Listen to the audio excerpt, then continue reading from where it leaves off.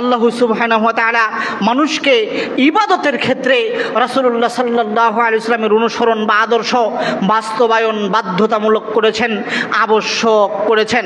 আল্লাহ তাআলা বলেন, কুল ইন কুনতুম তুহিব্বুনাল্লাহা ফাত্তাবিউনি ইউহিব্বুকুমুল্লাহ ইয়াগফির লাকুম যুনুবাকুম ফায়াগফির লাকুম যুনুবাকুম।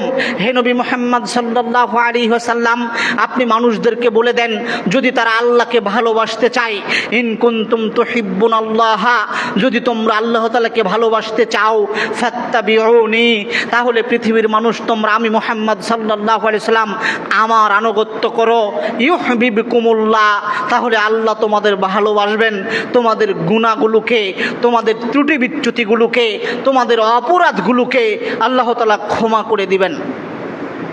মুহাম্মদ সাল্লাল্লাহু আলাইহি সাল্লামকে আল্লাহ তাআলা আদেশ করছেন, হে নবী আপনি মানুষদেরকে বলে দেন, পৃথিবীর মানুষ তোমরা যদি আল্লাহকে ভালোবাসতে চাও, তাহলে আমি মুহাম্মদ সাল্লাল্লাহু আলাইহি সাল্লামের অনুসরণ করো, আমার জীবন অনুযায়ী জীবন পরিচালনা করো, আমার রেখে যাওয়া সুন্নাহ অনুযায়ী জীবন পরিচালনা করো, তাহলে তোমরা আল্লাহকে ভালোবাসতে পারবে। অনুরূপভাবে যদি তোমরা আমার আনুগত্য করো, তাহলে আল্লাহও তোমাদের ভালোবাসবেন, তোমাদের অপরাধগুলোকে ক্ষমা করে দিবেন।